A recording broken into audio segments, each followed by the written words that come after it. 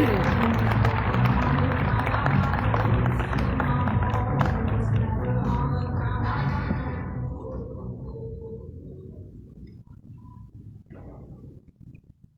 had lunch. Let's hopefully not make this the indigestion portion of the day program. Last year I did this by video conference, and so I was unable to get a reading from you, how it was perceived, and get feedback from you afterwards. One of my colleagues, Edith Wiseman, called a few people just to get a sense of how did it go over, what did you think of it. I can just summarize that by her conversation that she had with one of your former chairs at the Multiunits conference, who, when asked, what were your takeaways from Daryl's presentation, said, well,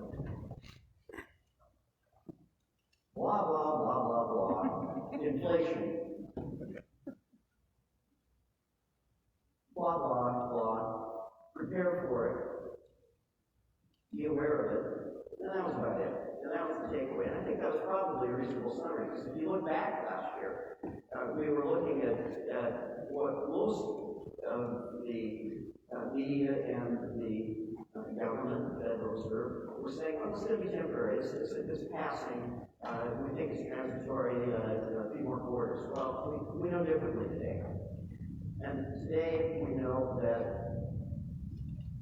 the impact that it's having is going to be longer playing out as we look to the next couple of years.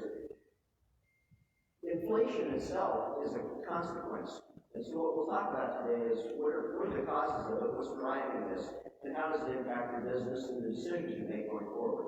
So let's look at a few things. I'll talk a little bit about the general economy. We'll talk more specifically about franchising, and then we'll talk about capital access. Because if we don't have those three components in some semblance of understanding, it becomes a challenge for you to make informed decisions. Does that sound fair? Okay.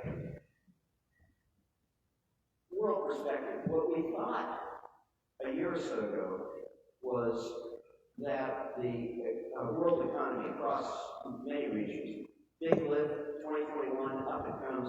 It looks like we're kind of back in business and things are going to flow pretty well.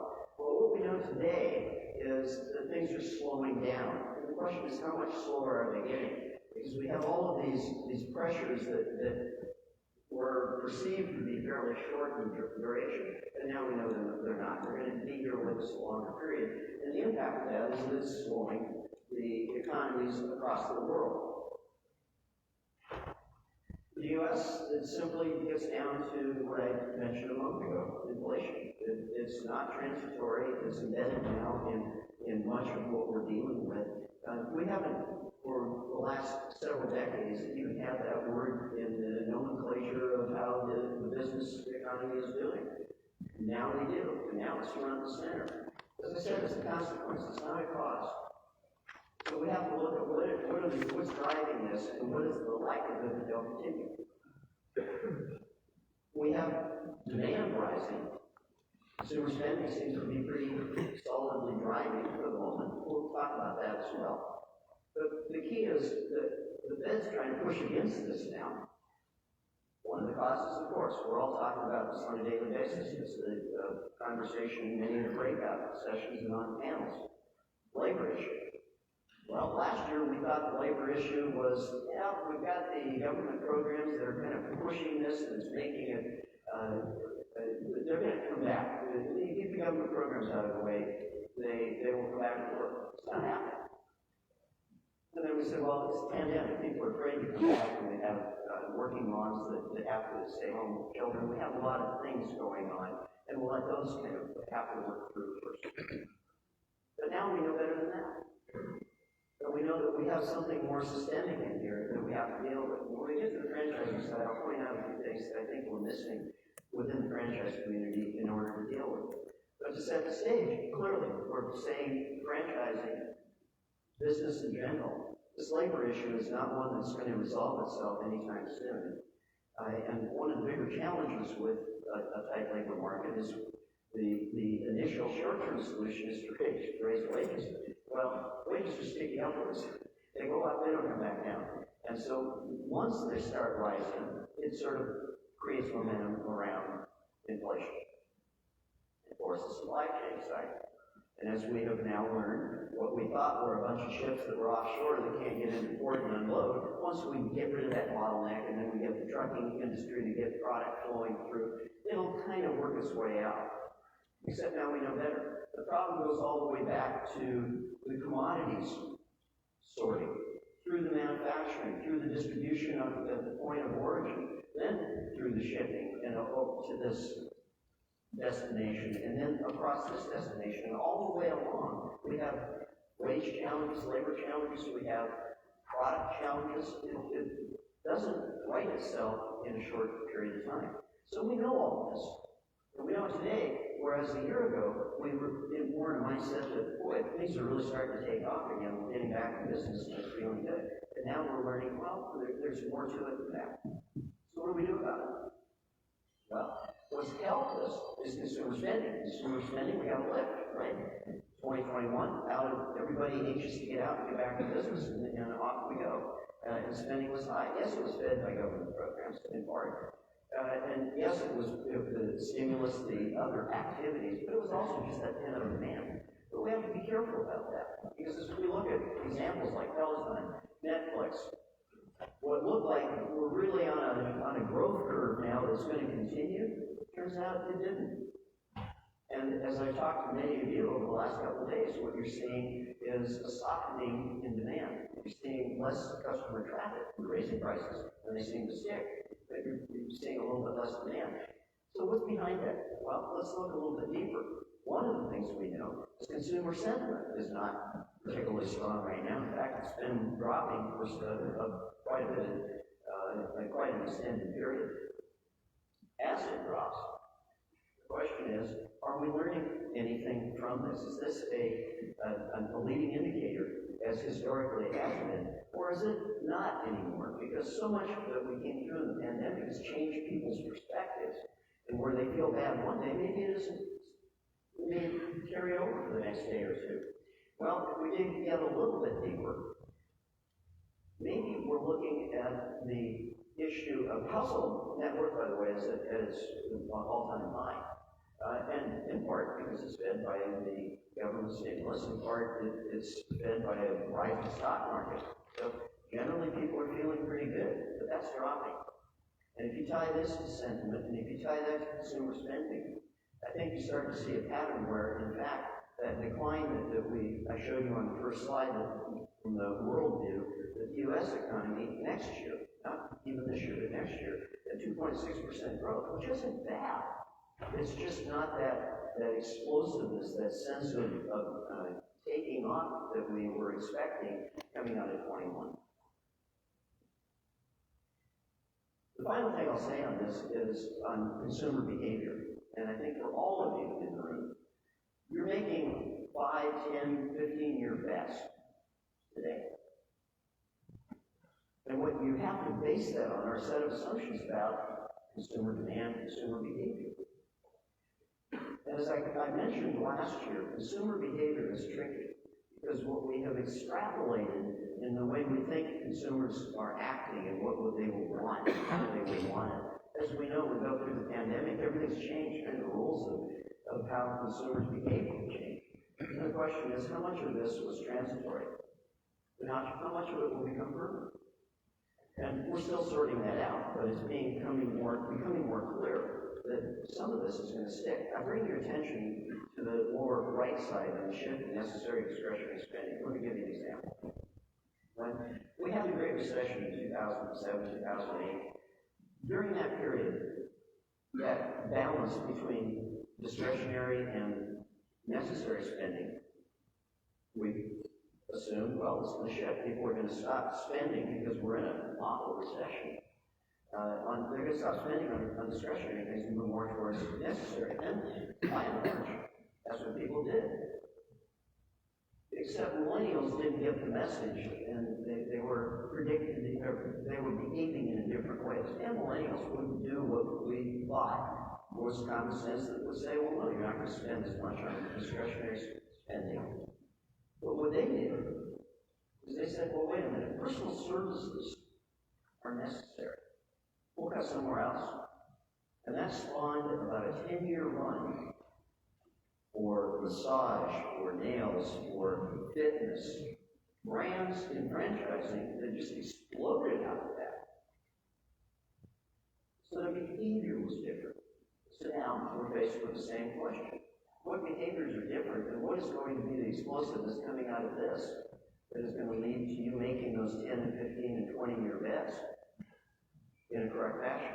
And that's still being sorted out, but I bring your attention to it because some of the assumptions you make about how your brands, your service, your delivery, all of those things, you have to change. Some of it, certainly if you're in retail, just to survive. But some of the behaviors, those patterns, are going to become more permanent, and some of them are going to be different than we thought. And so pay attention to that as we move through this. We'll see what the implications are for franchising.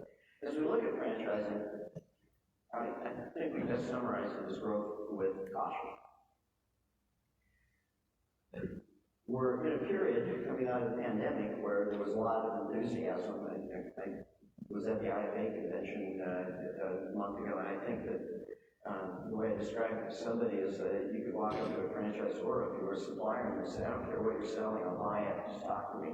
I mean, I think there was sort of some of that mood there is that people were just happy to be back and engaged as we are here. It feels that we're all pushing on some psychological level to be back to normal, except normal moved. And now we have to understand it and the implications of franchising. I'll start with the economic outlook on franchising. Frandata did the economic outlook report for the IFA. This year it was announced and rolled out at the IFA convention in February. There's a lot of really useful information in it, and I would draw your attention to some things, and I'll point out a couple of things as we go along. While franchising is going to see that slowing from 2021 just because of that great lift that came out of 2021, we're going to see slowing this year. We'll still have 17,000 new units across the franchise business model. It's big growth. It's not shallow. We're seeing a lot of grants since the start of the pandemic. Frandata is, which let's say it backed up, and I'm not exactly sure the precise month of the start, but let's just say at the beginning of 2020. Between then and now, we've identified over 400 new franchise brands. So my example back to the millennials not behaving the way they were supposed to back in the Great Recession, a lot of these brands that are popping up now, that are coming in, they're trying to anticipate what those behaviors are going to be like and what's going to be next. And we see that subsector specialization taking place in some of these sectors. A lot of that is happening right now. And some of it is reflected. If you look at the economic outlook, I would suggest that you spend a little time with it, because as multi-unit operators, you have options. And as you see what's developing and what's unfolding, some of them signaling the messaging out of those new brands may not be of interest to you, but the fact that they are focusing in certain sectors should be of interest to you, because it's telling of what they're seeing and what they're trying to appeal to. Before I go on, I'm going to pause for a moment and go off script. Let me ask a question of the audience. I can't see you very well with the bright lights, but how many of you in this room were involved over the last week or so in calling your congressional offices with regard to the David Weil nomination? All right, keep your hands up for just a second. For those of you that are sitting at the tables where you have people with their hands raised, do me a favor and sincerely thank them for saving your butts.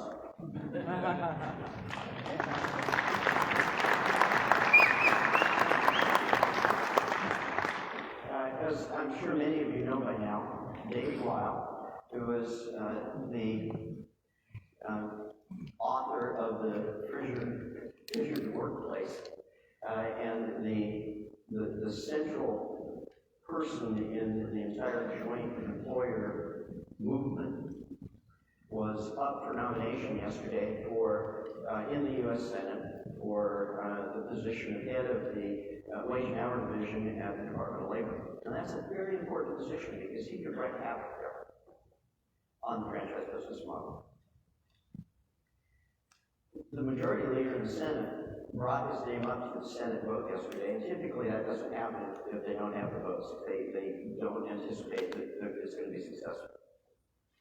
Well, I'm pleased to say with over 10,000 franchisees reaching out to their congressional delegations. And I'm sure, I don't know what the number is on the franchisor side, but a lot of franchisors also reached out to their congressional delegations.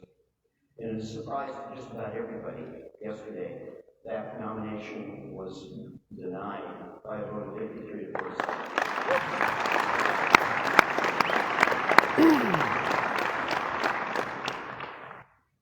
If you don't have a full appreciation of what the ramifications of that are, come talk to me later, because I can tell you that it's one of the biggest single success events that the IFA has pulled off. Nobody thought this was going to happen. And a lot of you in this room did it and made it happen. I will also say that there are 24 franchisors in this room today that are not members of the IFA. So I'll ask you a question, if not now, when?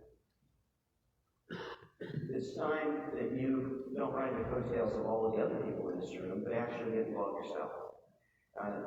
You don't get that kind of success story, that kind of David and Goliath outcome without a really talented group of people working in Washington for you. And I can tell you, you dodged a very serious problem with that one vote yesterday in the Senate. And there are lots more coming up. We're by no means past any problems across the legal front, but I will tell you, it's huge, and they pulled it off. So congratulations to the IFA for that, and thank you for those of you who are involved in it. Now, back to our regular schedule. As I said, the economic outlook, I would suggest that you spend some time sticking your nose in it and just seeing what it has to tell you. That there's information that will help guide you in understanding where some of the sectors are. You know, we've seen the residential services sector just explosive over the last few years, and of course it's pandemic inspired, but it was sustainable. And to my point earlier about how consumer behavior, some of it is going to be permanent, some of it isn't. We've seen an explosion in the residential services side of things, and it's very obvious when you look at the data. I'm not going to begin to talk about all of this information that you're seeing on the screen right now, but I only pointed out to show you the depth of information that actually is in that economic outlook report. I suggest you spend some time looking at it and studying it, because it does tell you a lot about what the expectations are. It also gives some guidance. Frandata, we look at a lot of different economic indicators. We do a lot of research for franchisors that are looking at expansion plans and what are the challenges and where are others going and how, from a comparative standpoint, how do we fit into this. One of the things we're toying with right now is the relationship between vaccine rates and the growth of franchising in various states. Now, why would those two be connected? The answer is they really aren't. But underneath the higher vaccine rates is consumer behavior. And that consumer behavior may be directly related to the vaccine rates, which in turn may have greater implications to franchise development potential in various parts of the country. Or it may not.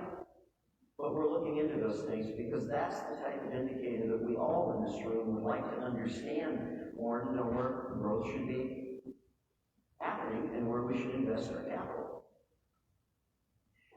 Before we leave the franchising side of it, I'll mention two other things. One is the supply cost side, the labor cost side. Labor is sticky upwards. Once it goes up, it doesn't come back down in wage rates and benefits and the cost of doing business. And to some extent, I think we're going to see the same thing on the supply side. Now, commodity prices are volatile, and they'll go up and down. But some of the distribution costs, some of the costs that are associated with the manufacturing side, I'm not sure will, because we've pushed those things up to a higher level. And so as you're budgeting over the next couple of years for the activities that you're looking at on for the expansion side of things, I would anticipate or suggest that you build a little more cushion in your budgeting models to make sure that you're anticipating this. And if it turns out you're wrong, well, you're just a little more profitable. But if you don't anticipate it, I think if you think that that supply chain side of it is just going to come back to where it was, I don't think the indications at this point suggest that's going to happen. Labor.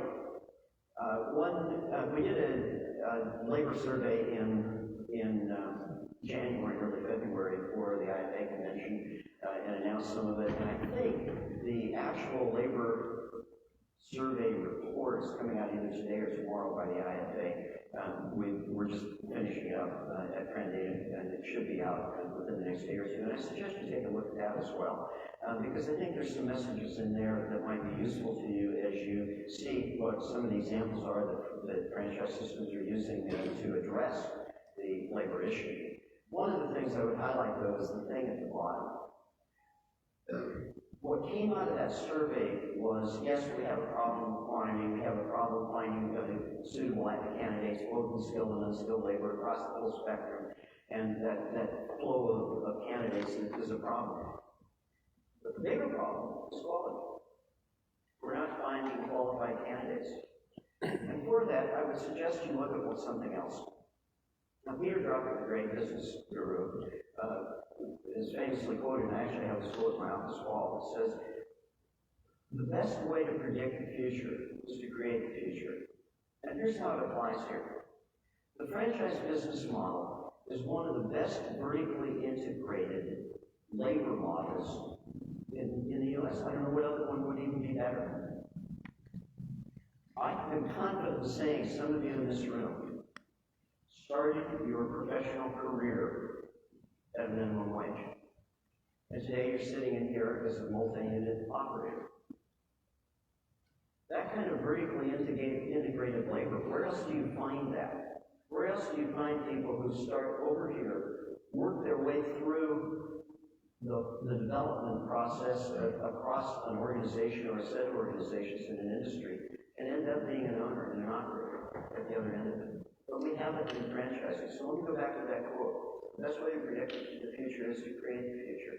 Take advantage of that. We don't actually emphasize that. When we have employees, when we say, look, if you're starting over here, let me paint a vision for you of where you can end up. And I do know, in fact, I was talking to somebody backstage about it, that, well, I've sponsored employees that I really think have a lot of potential and help them get into franchising, help them become a franchisee. It's that type of outcome that we have the opportunity to create. Because we're already doing it, we're just not recognizing it, and we're not emphasizing it enough. We're giving foundation skills to the unskilled. We're teaching them how to behave in a company. We're teaching them how to function in a company. We're teaching them how to deal with customer service. We can create accreditation models within one franchisee or across the system that says, look, I'm going to build you through this set of accreditation steps, and that may reduce turnover because now they're working towards something, and they're not just looking at somebody paying $1 more for them to go work next door. We have that, I think, in our ability to function. All right, well, let me then turn to capital access. And here I'm going to divide it into two categories. The whole private equity side of things, the flow of capital that's investing on the equity side of franchising, and the debt side. On the PE side, we do a lot of work with PE firms, so I can tell you that, and we all know this, I've had conversations over the last few days with a lot of you, it's getting frothy out there.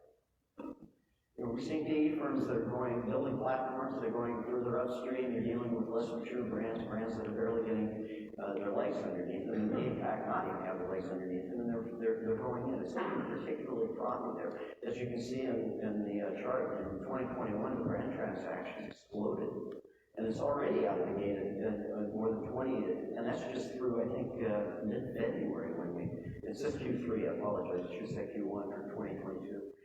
But that's only a partial quarter, and it's already at 20. We're just seeing an explosion of this.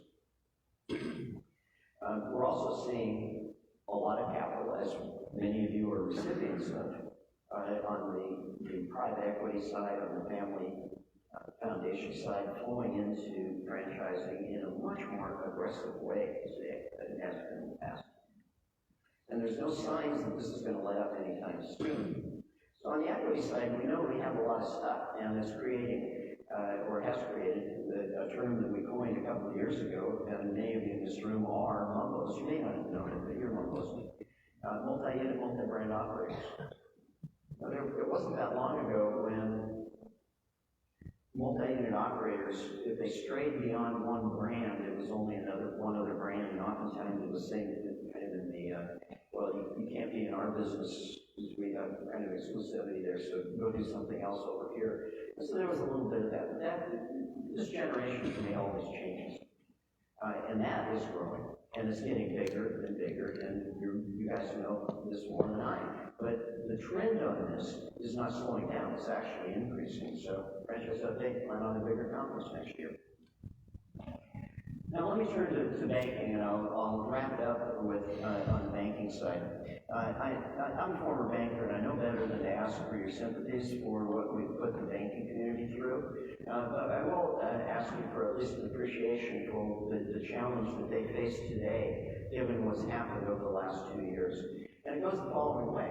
In 2018, 2019, the lending community was using their standard credit risk rating funds. How do we evaluate a brand? How do we evaluate a borrower? Well, we look at the history, look at what's happened over the last few years. We apply that, and we build our projections based on what the brand is doing over time, and we project it forward like it's normal. And fairly easy. Along came 2020, and the world changed. Everything blew up. It was all about PPP, and it was all about government lending. Even if they weren't doing converting to doing government lending directly, their borrowers were, and they were encouraging it. So for the last 2 years, you have all of this stuff that's changed. Now you're on the back end of it, and now you're a lender. What do you look at? Well, you can't look at what happened in the last 2 years because it doesn't have any particular relevance to what's going to happen next. But you can't look at what happened in 2018 and 2019 because franchisors changed a lot of their program. They changed the model. They changed everything they could possibly change to keep their franchisees alive. But so now we're sitting today and saying, how do we evaluate if we're a lender of an application that comes in or the desire to expand in your operations? Because the last 2 years doesn't matter as much. And if I look at a small business today that got PPP funding, their balance sheet may look great. We may have a lot of cash on the balance sheet today, but that didn't come from their business, it came from the government. So what do you evaluate? And therein lies the challenge that what are lenders paying attention to now? Well, embedded in all of this, you kind of look through all of this and read it as I'm speaking, it's better information. The amount of information and amount of transparency at the brand level has to be greater today. It just simply has to be greater because if I'm a lender, I don't know what to base this on anymore. Because all my old models don't apply at the moment. And that's the dilemma franchisors or the lenders face. As you know, many of you know, we've had a fund scoring model that we've used and the lending community has used, and we've worked with them pretty intensely over the last half dozen years to help them evaluate the brand side of the equation. And we've adapted the model to deal with things over the last couple of years of the change that's gone on and try to explain it, but it's requiring more insights and more information than historically that we've been able to oftentimes access in the secondary and public market type of information flows. Well, what we look at, the three categories, the franchise system and how it's performed, and therein lies the biggest challenge of saying, well, I don't know what exactly happened over the last 2 years. And in a similar way, how's the franchisor reacted to all of this? What have they done? How they've accommodated, as we know.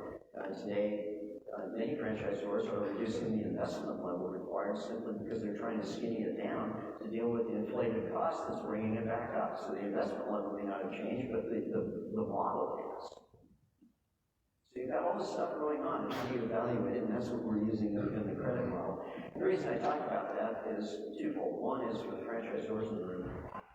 You need more information to provide to the lenders today because they're simply at a disadvantage in understanding what happened in your system. The last thing you want is some credit analyst sitting in the dark corner of a bank making assumptions about what your system has done. Because they don't get paid to say yes. They get fired if they say yes and it's wrong. They say, let's take the most conservative assumption and apply that. They get the job. You got to help them understand what actually went on. And as you can see, with our ability to look at fund scores for brands across the board, we're able to make assessments on things like the difference in access that different sectors have. And we're able to apply it. The whole purpose of the fund scoring model is for the expected loan performance. If you're a lender, if you got brand A, brand B, which one is actually better? Well, there's an expected loan performance difference between the two that we need to distill out of the information that we can put together and then standardize it. And that's what we've done. What does it mean? Well, among other things, if we start looking from a bank lending portfolio, they're not just making loans to one brand. So they're getting portfolio concentration risk questions that they have to address from a lending standpoint overall. You may see it solely through the lens of the brand you're associated with. They have to see it through the lens of a risk profile across brands and even across sectors. So we're able to look at some of this with the scoring model. Now, the reason I bring all this up to you today is because one of the things that we've done over the last couple of years is given awards for the top scores in the fund, top score award. A couple of years ago we started this, and this year we have added a runner-up recognition as well. Because only one can be best, but others have performed very well. So what we've done is all of the franchisor brands that are represented in this room today, we've updated their fund scores. And out of those many, many, many brands that are represented here, there's one that has the highest score. And we separated that in the food category and the non-food category, so we actually have 2 awards in each. But first, I'd like to publicly recognize the 2 brands, one in each of the food and non-food category, that were runner-up. That actually were close to the best. It's not quite the best. And those are, in the food category, Marco's Pizza, and in the non-food category, Goldfish Swim School.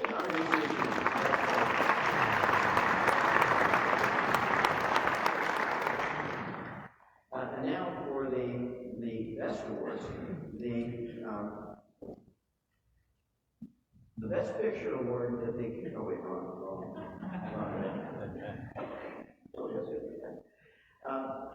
In the food category,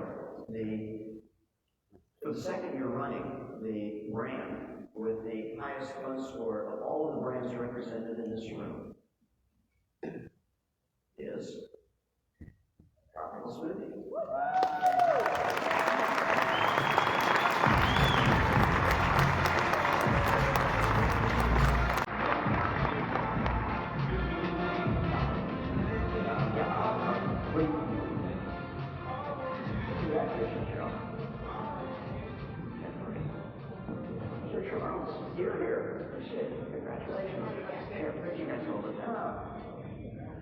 Go, Charles! Woo!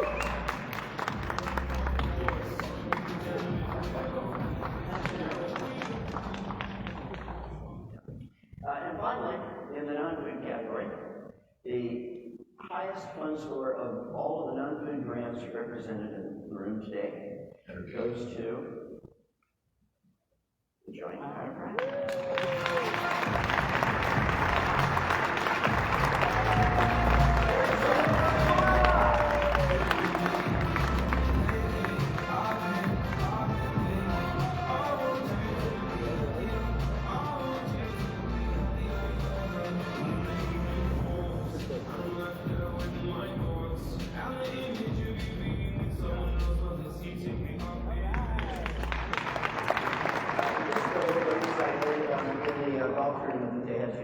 if any of you want an absolute, for real ringer, get Mark on your team.